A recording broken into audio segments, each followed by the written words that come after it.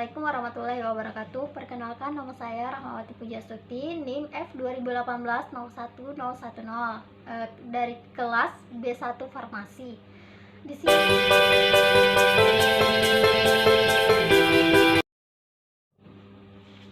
Di sini saya akan menjelaskan tentang hubungan struktur dan pengembangan dan senyawa agonis dan antagonis. Hubungan struktur dan pengembangan senyawa agonis dan antagonis itu dimana senyawa agonis adalah senyawa yang dapat menghasilkan respon biologis tertentu serupa senyawa endogen. Kemudian senyawa antagonis adalah senyawa yang dapat menetralisir atau menghilangkan respon biologis senyawa agonis. Kemudian senyawa antagonis mempunyai dasar struktur yang mirip dengan senyawa agonis. Kita masuk di kombinasi obat.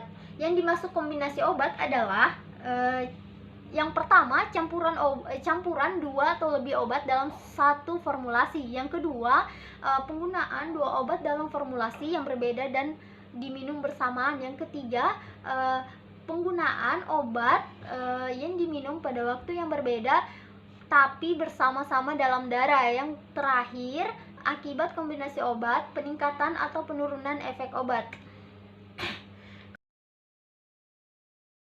Kemudian kita masuk pada antagonis pada fase farmakokinetik. Umumnya berupa antagonis kimia atau netralisasi. Dasar antagonis kimia, interaksi obat reseptor sesudah absorpsi. Senyawa antagonis berinteraksi dengan senyawa agonis sehingga interaksi senyawa agonis reseptor menurun, akibatnya aktivitas menurun. Di mana agonis dengan reseptor atau AR, respon biologis dengan antagonis kimia produk tidak aktif. Contohnya itu antikoagulan, heparin atau bersifat asam berinteraksi dengan protamin atau bersifat basa menjadi senyawa tidak aktif. Kemudian kita masuk pada antagonis pada fase farmakodinamik, di mana antagonis farmakodinamik terjadi pada interaksi obat reseptor. Antagonis berperan pada proses biokimia penting atau melakukan pemblokan pada reseptor spesifik. Interaksi dapat bersifat reversible, kompetitif, irreversible. Antagonis pada fase farmakodinamik dibagi atas antagonis kompetitif, antagonis non-kompetitif, kombinasi antagonis kompetitif dan non-kompetitif, antagonis fungsional dan fisiologik, antagonis irreversible, antagonis tipe kompleks. Kita masuk pada hubungan struktur kimia senyawa agonis dan antagonis kompetitif.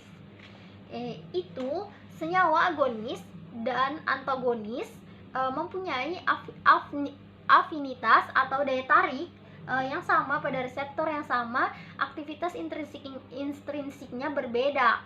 Di mana tipe senyawa agonis dan antagonis kompetitif, yang pertama ada metabolit dan antimetabolit. Yang kedua ada agonis dan pemblok selektif agonis. Dan yang ketiga ada antagonis irreversible selektif. Kita masuk pada tipe senyawa agonis dan antagonis kompetitif, di mana yang pertama ada metabolit dan antimetabolit. Antimetabolit merupakan antagonis kompetitif untuk menggantikan senyawa metabolit. Senyawa agonis dan antagonis tipe metabolit. Yang antimetabolit mempunyai struktur yang mirip atau bioisosterik parsial. Contohnya itu urasil dengan 5-fluorourasil, feniletilamin dengan amfetamin, stabilisasi gugus yang mudah diserang atau gugus vulnerable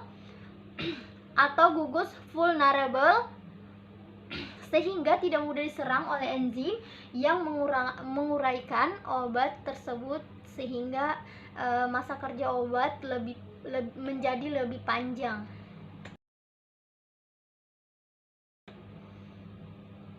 Yang kedua, antagonis dan pemblok selektif, di mana histamin merupakan senyawa yang ada di dalam tubuh yang dianggap senyawa agonis. Antihistamin merupakan senyawa antagonis yang dapat memblok secara selektif reseptor histaminergik. Begitu juga untuk senyawa kolinergik, adrenergik.